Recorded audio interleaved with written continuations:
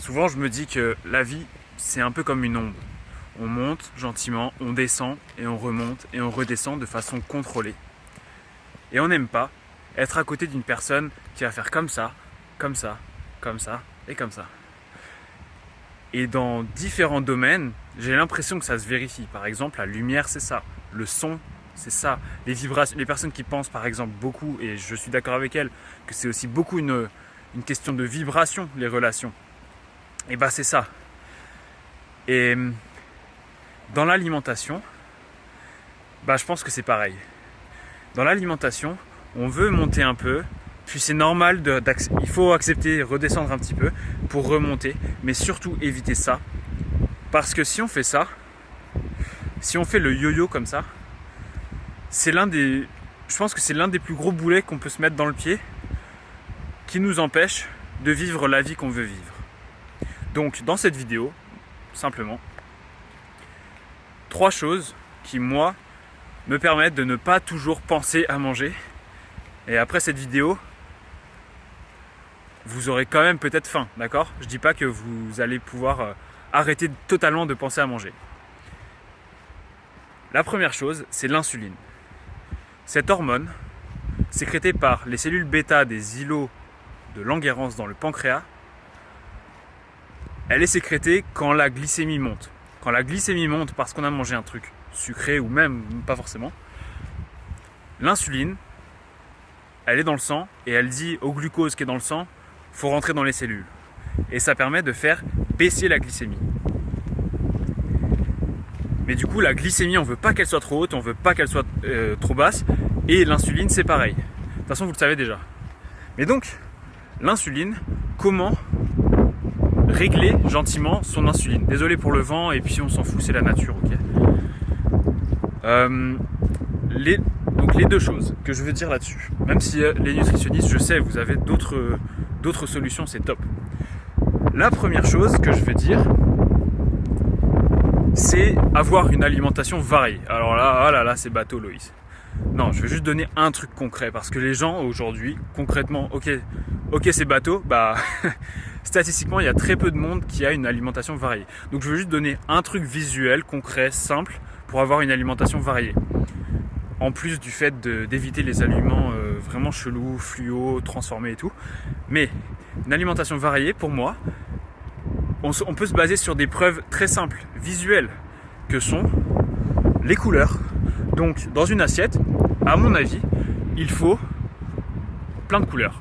Les couleurs de l'arc-en-ciel. Voilà, il vous faut les couleurs de l'arc-en-ciel. Pas tout le temps toutes les couleurs, d'accord? Ça veut pas dire que je prends toujours des poivrons jaunes, rouges, verts. Et puis voilà, s'il manque une couleur, je vais pas bien. Non. Mais vous avez compris le truc. C'est pour ça aussi que je pense que vous vous sentez, je me sens aussi mieux en été qu'en hiver. Bah c'est parce qu'en été, on a les légumes, les fruits de différentes couleurs. Donc, une alimentation variée en premier. Mais en deuxième aussi, pour l'insuline, évidemment, et j'ai déjà fait une vidéo dessus, il faut arrêter le sucre. Il faut arrêter le sucre raffiné. Voilà. Il faut arrêter de manger des McFlurry. Il faut arrêter, je sais pas ce que vous pouvez peut-être manger. J'espère que vous avez réussi à arrêter le sucre. L'une des grandes épreuves quand on arrête le sucre, c'est de passer un hiver. Les vrais savent. Et quand vous y arrivez, bah après ça, vous arrivez à penser à d'autres choses que de manger et vous arrivez à penser à vos vrais objectifs, à votre vrai principe directeur. Donc pour arrêter le sucre, regardez la vidéo. Mais dans cette vidéo déjà, je vais redire l'importance de s'en battre les couilles du jugement des autres par rapport au fait que vous arrêtez le sucre. Et tenez là-dessus, parce que je sais que quand on a un repas de famille, c'est pas facile de refuser la bûche. Parce que pour moi, là, pour le sucre, c'est tout ou rien. C'est vraiment l'un des rares trucs qu'il faut... c'est plutôt rien que tout, en fait. Parce que si tu t'accordes un tout petit peu, un petit écart et tout en sucre, tu replonges direct. Parce que le sucre, c'est pas normal d'en avoir autant de façon accessible. Bon, j'ai déjà fait une vidéo sur le sucre, donc je vais arrêter ça. Mais bon, c'est quand même vraiment l'un des plus gros poisons de la Terre. Et aussi, par rapport au sucre, je dirais quand même, je vais parler des sucres complexes, donc les féculents. En gros, statistiquement, vous en mangez trop. Je suis pas parfait, mais clairement, j'ai été beaucoup mieux dès que j'ai commencé à manger moins de féculents. Donc je dis pas que les féculents c'est le diable et tout.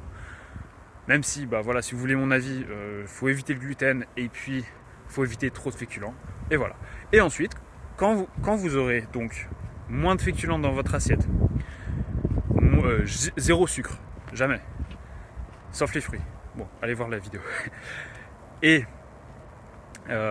une insuline également bien réglée parce que vous avez une alimentation variée. Là, vous retombez gentiment sur une onde déjà qui est comme ça et pas comme ça. Ça, c'est le premier truc du coup, insuline. Deuxième truc, je sais c'est bateau, je sais c'est simple, mais moi je vous dis ce qui marche. Je ne veux pas vous impressionner avec des trucs hyper compliqués parce que sinon vous les appliquez pas. Mais qu'est-ce qui a marché pour moi?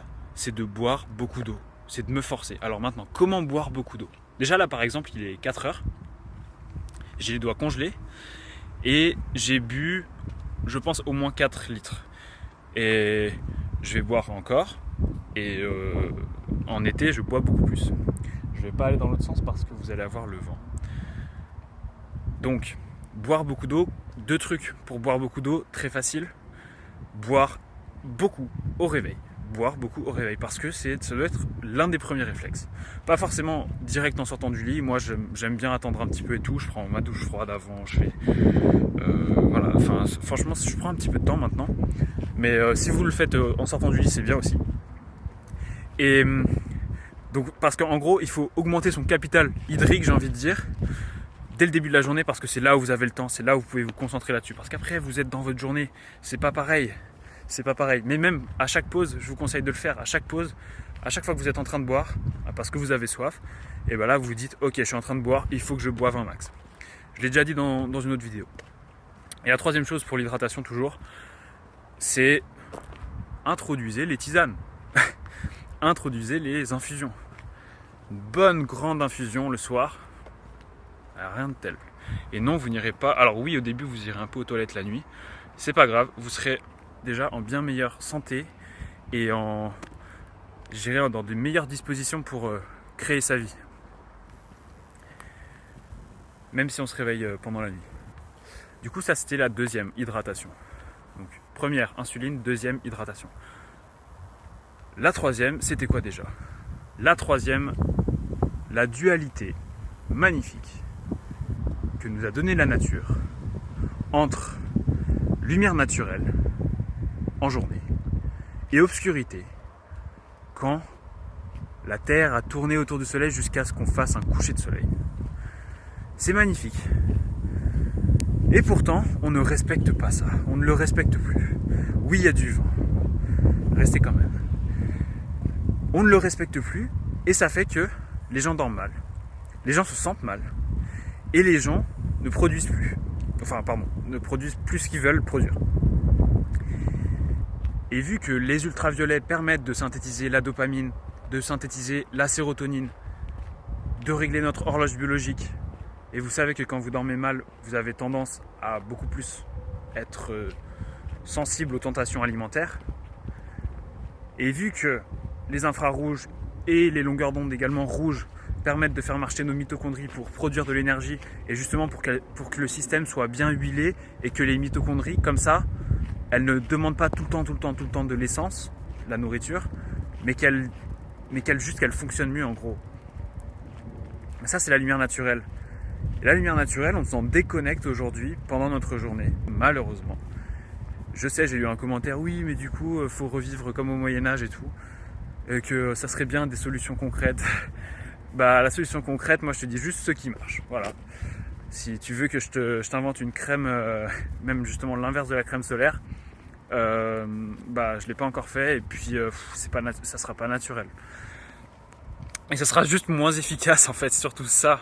C'est toujours efficacité, risque et aussi variabilité. Et variabilité, le soleil, jusque là, il est là tous les jours. Risque.